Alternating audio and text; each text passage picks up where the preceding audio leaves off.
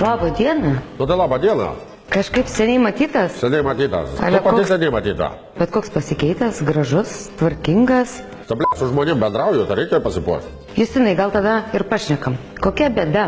O bėda yra tokia, kad yra čia įsidarbinau, priteisė man tų alimentų. Gavosi tas grupinis ieškinys iš kaimo moterų.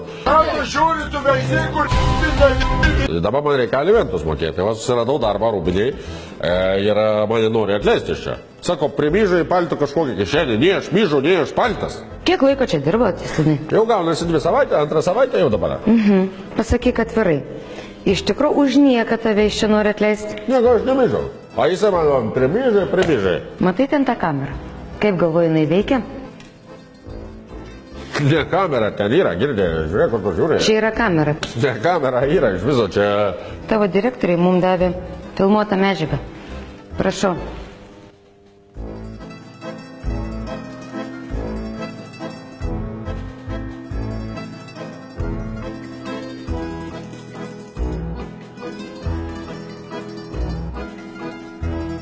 Aš čia b***čildžiau. Man čia... Žmonių iš viso striukių ne aš esu. kišenėj. Čia aš iš viso aš nesu. Justinai, o tau labai svarbu darbą turėti. Man aš tiesiog nenoriu į kalėjimą grįžti, žinai. Tie 2 tabukai visai neblogi vyrai yra, žinai. Aš sakau, tėvelė bus duomenų, žinai, kalėdom, sakau, bičiau, žinai, alimentus jau moku, žinai.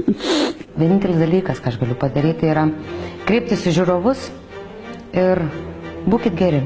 Pasiūlykit šitam liūdinčiam tėvui darbą.